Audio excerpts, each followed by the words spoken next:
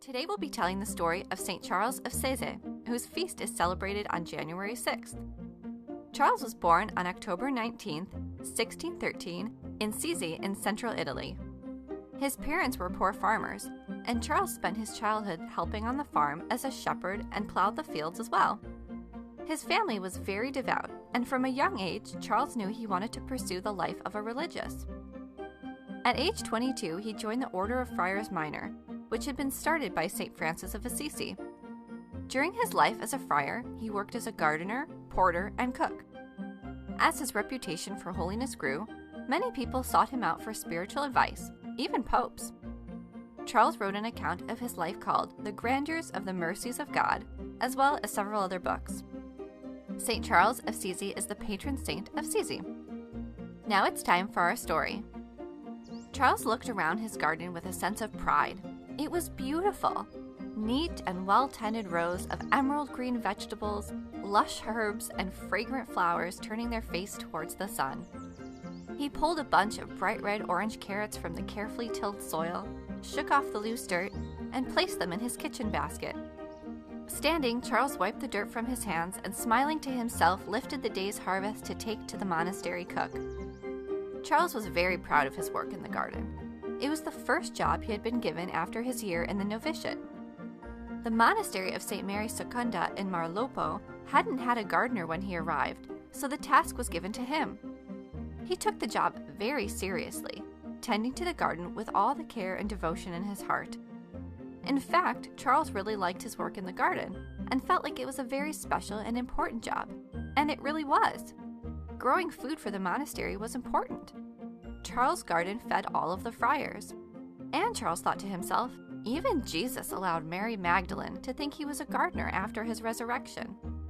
But even something very good can become a problem if it isn't rightly ordered according to God's will. That night after supper, the superior of the monastery stopped Charles on his way out of the dining hall. "Brother Charles," he said, "tomorrow I need you to go and help collect the alms from the town." Charles nodded and forced a smile. "Yes, Father," and then continued down the hall. But he felt something strange rise up in his chest. He didn't want to go collect alms. His garden needed him. His garden was his work, and he didn't want to be bothered with other jobs.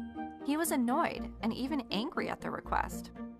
When he got to his room, Charles knelt down in prayer. He was disappointed in himself for feeling that way. He didn't want to have those kinds of feelings towards his superior, or anyone. "Lord, please help me," he prayed. "I'm annoyed at the request to do other work. I know I shouldn't be, though." Charles put his head in his hands and sat in the silence of his room. But instead of just silence, he heard Jesus speak to him. "Brother Charles, tell me now, what did you promise God when you made your profession?" "I promised to obey my superior in everything he commanded me, so long as it was not sinful, and not to do my own will," Charles replied. "Well then," Jesus said, "if that is so, why are you so disappointed and disquieted when the superior commands you? Don't you see that it's a good thing for one in the religious life to have no other will but that of the superior and to be obedient?" Charles sucked in his breath. He realized he had been tempted to focus on the wrong things. His ultimate goal was heaven, not to become the best gardener. And that meant remembering to keep all things in perspective and in proper order, and to keep his vow of obedience in mind.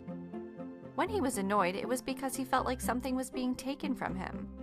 But Jesus helped him realize that by growing in the virtue of obedience, he was gaining, not losing. A few days later, the superior asked Charles to spend the night helping a sick woman. This time, Charles was very happy to accept the job and felt no resentment at the request. The next morning, while Charles was asleep, two sneaky young bulls pushed their way into the monastery garden through a bad fence and proceeded to stomp about, eating and squishing vegetables. The father vicar saw them and sounded the alarm, calling for all the friars to come help catch the two bulls. Except for Charles. The father vicar wanted to let him rest after his long night of service.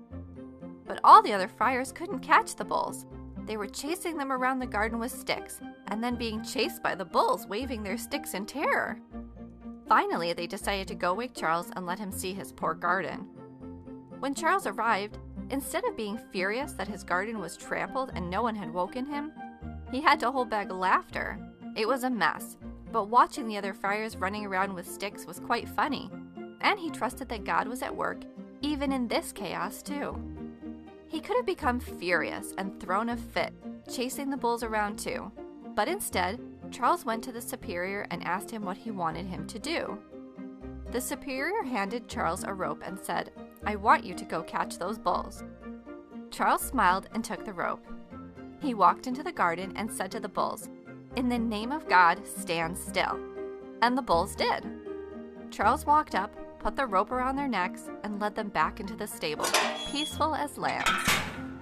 The owner of the bulls and the other friars were amazed. They couldn't believe how easy it was for Charles to catch the bulls, and asked the superior what the secret was. "This is the fruit of the virtue of holy obedience," the superior replied. The story of St. Charles Sezze reminds us that when we obey God, even if we can't see the point, God uses our sacrifices to help us grow in virtue, and amazing things can happen. St. Charles Sezze, pray for us.